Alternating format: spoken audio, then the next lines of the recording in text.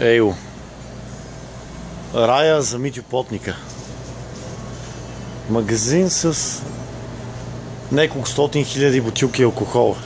Жозефина там е омаян. Той вече само докато обикаля из магазина, набързо изтреска 2 бутилки. Тайно.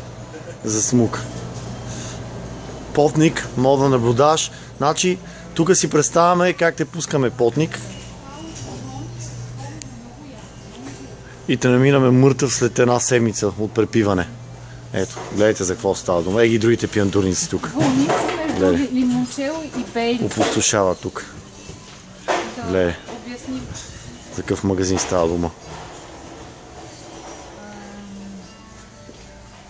Значи, ако стане зомби апокалипсис, всички знаем кой е магазина, в който потника ще избяга и ще се скрие. И няма да излезе, докато не опустоши всичко тук. А калула? Калулата беше около. Това е много интересно. Това е... Жозефина? Къде си е Жозефина?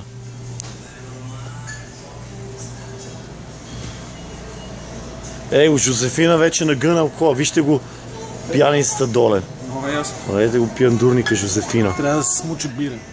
Какъв долен пияница си. Айде, ние отиваме сега да смучаме, че тук ни чака сериозно консумиране на алкохол.